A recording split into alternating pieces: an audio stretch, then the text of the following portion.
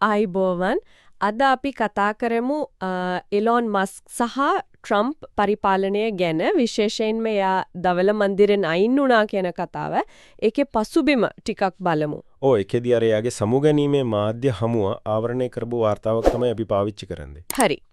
ඉතින් අරමුණ තමයි මේ අයින්වීමේ කතාව. එයා කරපු අර ඩෝජ් කියන වැඩේ, ඒ කියන්නේ Department of Government Efficiency. රජයේ කාර්යක්ෂමතාව ගැන. අර කමිටුව වගේ එකක් නේද? ඔව් ඒකේ ස්වභාවය, ඒක සාර්ථකද නැද්ද, අර තියෙන මතපේද, ඒවා ටිකක් ගැඹුරින් බලන එක. හරි. එලම් පටන් ගමු. මේ ඩෝජ් කියන ඒක ඇත්තටම විධිමත් දෙපාර්තමේන්තුවක් වගේ නෙවෙයි නේද? නෑ, ඒක උපදේශක මණ්ඩලයක් විතරයි. අර රජයේ වියදම් කපලා අර ලොකු ජාතික ණය තියනෝනේ ඩොලර් ට්‍රිලියන් 30ක් විතර. ඒක අඩු කරන්න උදව්වක් දෙන්න තමයි හදලා තියෙන්නේ. මස්ක් හිටියේත් අර විශේෂ රාජ්‍ය සේවකයෙක් විදිහටනේ. ඒක නීතියක් තියෙනවා දවස් 130යි උපරිම එන්න පුරුව. ඒ කාල සීමාව ඉවර වුණ හින්දා තමයි මේ සමු ගැනීම වුනේ.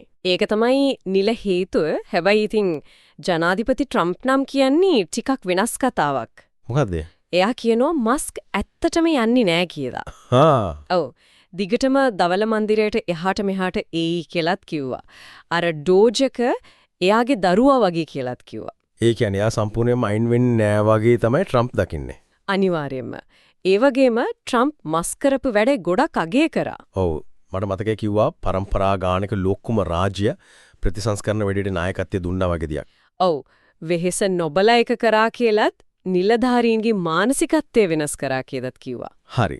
ඒ පැසසුම් මෙහෙම තිබුණත් මේ ඩෝජ් එකේ ප්‍රතිඵල ගැන අර ඉතිරි කරපු ගාන ගැනත් කතාවක් කියාලේද? ඔව්, ඒක තමයි ලොකුම කාරණාව වුනේ.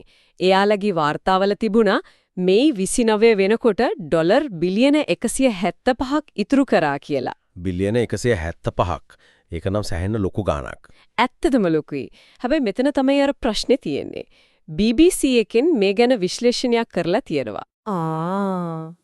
මොකක්ද ඒකෙන් කියුනේ? එයාලා කියනවා ඔය බිලියන 175න් හරියට විස්තරතුව පෙන්නලා තියෙන්නේ බිලියන 61.5ක් විතරයිලු.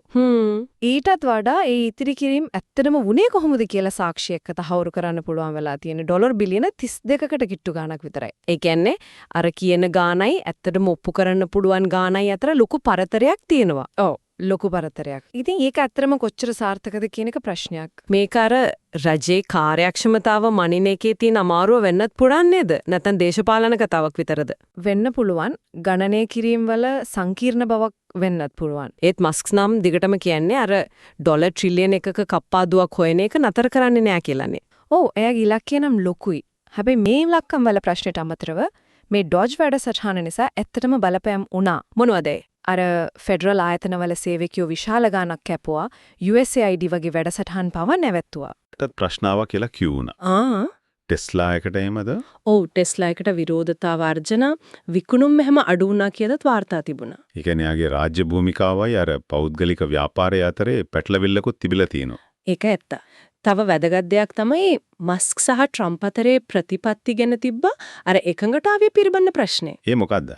මීට කලින් මස්ක් ට්‍රම්ප්ගේ අර බදු සහන දෙන ආරක්ෂක වියදම් වැඩි කරන පනතක් ගැන විවෘතවම අකමැත්ත පළ කරලා තිබුණා. ඔව්.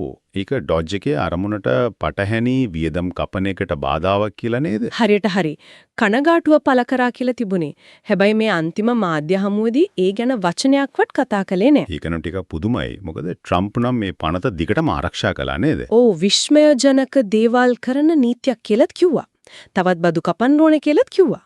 එතකොට එක පැත්තකින් ඩෝජ් වලින් වියදම් කපනවා කියනවා, අනිත් පැත්තෙන් බදු කපලා වියදම් වැඩි කරන පනත් කියනවා. පොඩි පරස්පරයක් තියෙනවා වගේ. ඔව්, ඒක තමයි දේශපාලන ගතිකත්වය කියන්නේ. සමහර විට එකඟතා සම්මුතීන් වෙන්න ඇති. හරි. මේ මාධ්‍ය හමුවේ වෙන අසාමාන්‍ය දේවල් එහෙමත් වුණා කියලාත් කියුණා නේද? ඔව්, දෙකක් විතර තියෙනවා.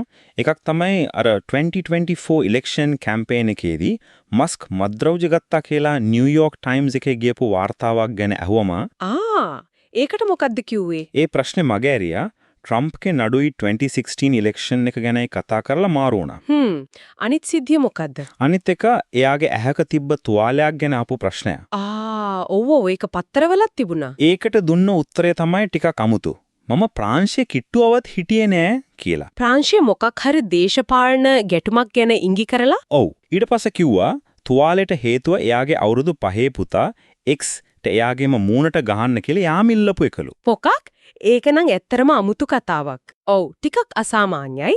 ඉතින් මේ ඔක්කොම එකතු කරලා බලුවම සාරාංශයක් විදිහට කියන්න පුරම් මස්ක්ගේ අර උපදේශක රෝල් එක ඉවරයි කිව්වට ට්‍රම්ප් කියන විදිහට එයා සම්පූර්ණයෙන්ම යන්නෙත් නෑ වගේ. අනාගතයේ මොකක් හරි සම්බන්ධයක් තියෙයි වගේ ඉංගියක් දෙනවා. ඔව් ඩොජ් එකේ ඉතිරි කිරීම ගැන තාම පැහැදිලි නෑ. මතභේද තියෙනවා. ඒ වගේම ඩොජ් අරමුණුවේ ට්‍රම්ප්ගේ අනිත් මූල්‍ය ප්‍රතිපත්තිය අතරේ පොඩි ගැටුමකුත් පේනවා. මාධ්‍ය හමුවෙත් අර වගේ අමුතු සිද්ධි වෙලා තියෙනවා. හරියට හරි. ඉතින් අවසාන වශයෙන් අපිට හිතන්න ඉතිරි වෙන ප්‍රශ්නේ තමයි මස්ක් ඇත්තටම යන්නේ නැහැ කියන එකයි අර ඩොලර් ට්‍රිලියනයක් හොයන කතාවයි මේ මතභේදයයි අනිත් බිස්නස් ප්‍රශ්නයි ඔක්කොම එක්ක රජයේ කාර්යක්ෂමතාව පැත්තෙන් මස්ක්ගේ ඇත්ත බලපෑම අනාගත මැදිහත් වීම මොන වගේ එකක් වෙයිද කියන එක. ඒකනම් ඉදිරියට බලන්න ඉන්න වෙන දෙයක්.